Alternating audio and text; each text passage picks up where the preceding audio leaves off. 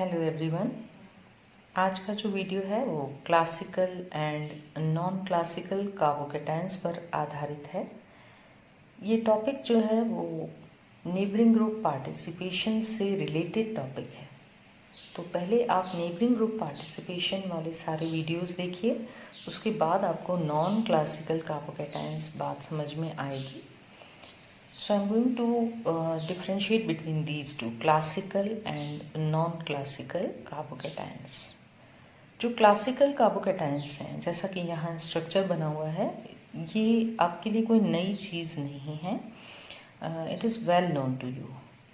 Classical carbocations contain a positively charged carbon atom which has 6 electrons in 3 chemical bonds.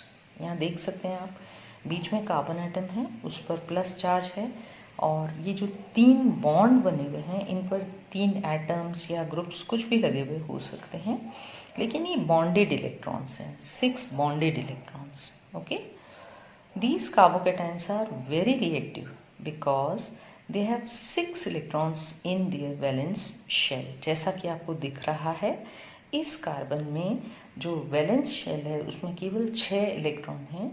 Octet पूरा नहीं है, इसमें 2 इलेक्ट्रॉनों की कमी है। There is lack of 2 electrons. चूंकि यहाँ 2 इलेक्ट्रॉन्स की कमी है, इसलिए these are very very reactive species.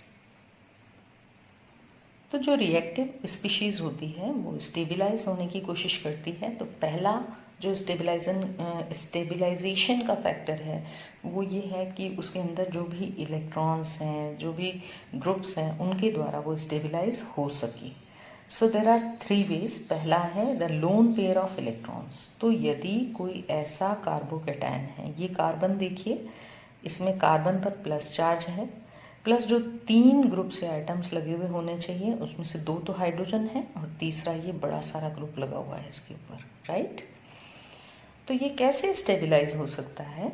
इस पर जो 3 ग्रुप्स या एटम्स लगे हुए हैं, उनमें से एक ग्रुप पर, यानी कि ये जो डाइमिथाइल एमीन वाला ग्रुप है, इस ग्रुप पर लोन पेयर ऑफ इलेक्ट्रॉन है। तो लोन पेयर ऑफ इलेक्ट्रॉन जो हैं वो इधर दिए जा सकते हैं और एक और रेजोनेटिंग स्ट्रक्चर बन सकता है। तो ये हो गया एक तरीका स्टेबिलाइज करने का इस कार्बोकेटायन को। दूसरा तरीका है CH, सिग्मा इलेक्ट्रॉन्स, यानी कि यदि ऐसा कार्बोकेटायन हो जिसके पास, ये देखिए,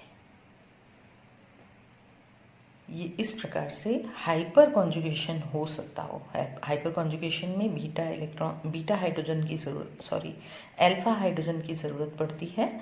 तो C प्लस जो कार्बन है जिस पर प्लस चार्ज है, उसके बाद फर्स्ट कार्बन जो है वो अल्फा कार्बन, और इस पर जुड़े हुए सारे हाइड्रोजन अल्फा हाइड्रोजन्स हैं। तो अल्फा हाइड्रोजन और अल्फा कार्बन के बीच में जो सिग्मा बॉन्ड है, चाहे ये और चाहे ये, कोई भी पार्टिसिपेट कर सकता है, इसको स्टेबिलाइज कर सकता है। It will move from year to year, यहाँ डबल बॉन्ड बन जाएगा and we will get no bond here. It is also known as no bond resonance. तो इस तरीके से भी इस कार्बोकेटायन को स्टेबिलाइज किया जा सकता है, क्योंकि कार्बन पर प्लस चार्ज होने से ज़्यादा हाइड्रोजन पर प्लस चार्ज होना ज़्यादा स्टेबल है।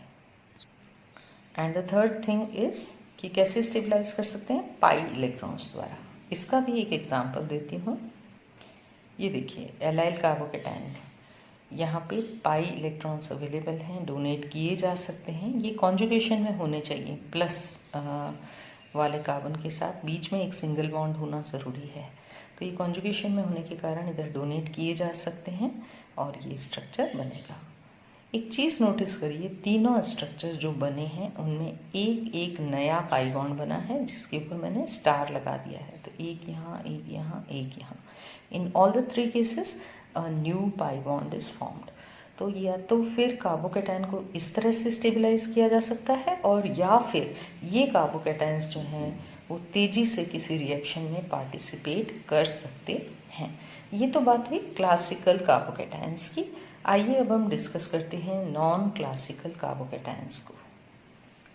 नॉन क्लासिकल कार्बोकेटायन को समझने से पहले इस कार्बोकेटायन को आप ध्यान से देखें। इस कार्बन पर प्लस चार्ज है और 2 हाइड्रोजन लगे हुए हैं और तीसरा ये बड़ा सारा बेंजाइल ग्रुप इसके ऊपर लगा हुआ है. Now this phenyl ring is electron rich and this carbon is electron deficient. तो इस कार्बन को इधर से इलेक्ट्रॉन दिए जा सकते हैं और इधर से यदि इलेक्ट्रॉन दिए जाएंगे तो यहाँ एक ब्रिज्ड स्ट्रक्चर बन जाएगा, ब्रिज्ड कार्बोकैटायन बन जाएगा and the plus charge will go towards phenyl ring और फिर फिनाइल रिंग में ये रेजोनेंस द्वारा घूमता रहेगा प्लस चार्ज. ओके, तो जो इस प्रकार से जो संरचना बनी है इसका मैंने रेजोनेंस हाइब्रिड यहाँ पर बना दिया है. इस रेजोनेंस हाइब्रिड में आप क्लियरली देख सकते हो कि ये एक ब्रिज्ड कार्बोकैटायन है, राइट. तो इस प्रकार के कार्बोकैटायन को हम कहते हैं non classical carbocations. In some cases, the resonance structures can be written by the participation of neighboring groups. Okay? तो कुछ केसेस ऐसे होते हैं जैसे कि नॉन क्लासिकल कार्बोकैटायंस में ही ये केस पाए जाएंगे कि रेजोनेंस स्ट्रक्चर लिखते समय नेबरिंग ग्रुप का पार्टिसिपेशन होना जरूरी है. This results in the formation of bridged cation which are called non-classical carbocations. जैसा कि मैंने आपको नेबरिंग ग्रुप पार्टिसिपेशन में भी समझाया था कि फिनाइल रिंग का पार्टिसिपेशन कैसे होगा, pi electrons of phenyl ring, तब ये एग्जाम्पल दिया था. तो इस केस में जो कार्बोकैटायंस बनेंगे यानी कि ब्रिज्ड कैटायंस जो बनेंगे वही कहलाते हैं नॉन क्लासिकल कार्बोकैटायंस. यहाँ जो ये रेजोनेंस हाइब्रिड है, in this structure 2 carbons that is carbon number 1 and carbon number 2 are bonded together by sigma bond, जैसा कि आपको दिख रहा है सिग्मा बॉन्ड है. And the third carbon atom, ये वाला carbon atom is bonded with C1 and C2 by 2 electrons, 3 centred bond. ठीक, तो यहाँ 2 electrons, 3 centered bond. These 2 electrons are shared between these 3 carbon atoms. It leads to the formation of bridged structure. तो इसको sum up करने की कोशिश करते हैं. These bridged structures which involve delocalization of sigma electrons and formation of 3-centered 2 electron bond are called non-classical carbocations. If the third atom is hydrogen, अगर मान लीजिए थर्ड जो कार्बन था उसकी जगह हाइड्रोजन होता, then it can be named as non-classical ion only. तब हम कार्बोकैटायन नहीं कहेंगे, केवल आयन कहेंगे. इसकी कुछ एग्जाम्पल्स देखते हैं. ये देखिए, पहला नॉर्बोनाइल सिस्टम, यहाँ प्लस चार्ज है, राइट.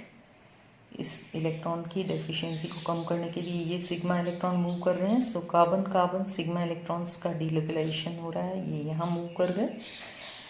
एंड ये है resonance hybrid of this non classical carbocation जो कि ब्रिज्ड स्ट्रक्चर है, राइट. सेकंड है साइक्लोप्रोपाइल मिथाइल कैटायन जो कि आप देख सकते हैं. अगेन यहाँ पे आप इसका हाइब्रिड देख सकते हैं.